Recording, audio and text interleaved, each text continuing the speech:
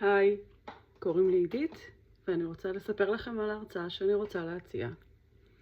אז קודם כל אני רוצה לספר לכם על המסע שלנו.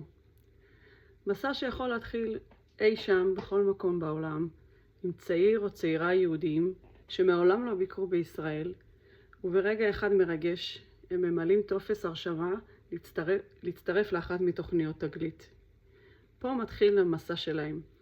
מסע שמתחיל בצעד קטן וממשיך לאורך זמן.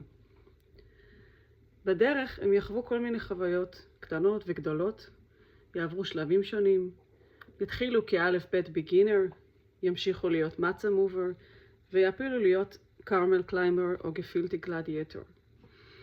אם הם ימשיכו ויתמידו ויחזקו את הקשר, הם אפילו יצליחו להיות חוצפה צ'מפיון, קונברסיישן סטאר, או אפילו שלום סיקר.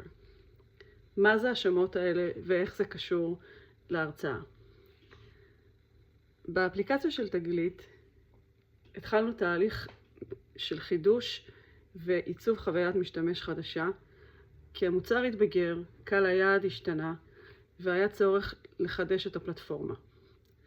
כחלק בלתי נפרד מהתהליך הזה, בחרנו להטמיע גמיפיקיישן מותאם למוצרים של תגלית, כדי לחזק את הקשר של המשתמשים וללוות אותם לאורך כל המסע.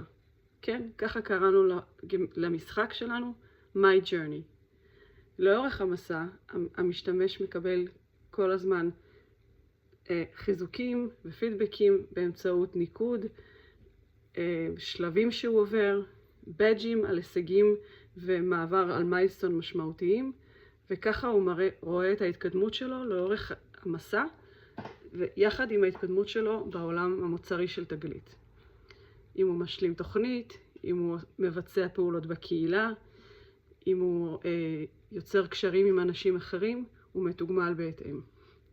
וזאת הדרך הייתה שלנו שבחרנו, להציע ערך, לחזק את המחויבות ולהגדיל את הריטנשן. אז מה קורה בסוף המסע? בואו להרצאה ונגלה ביחד איזה החלטות מוצריות התקבלו, איפה טעינו, איפה אפשר לשפר, וביחד נתקדם משם. ביי!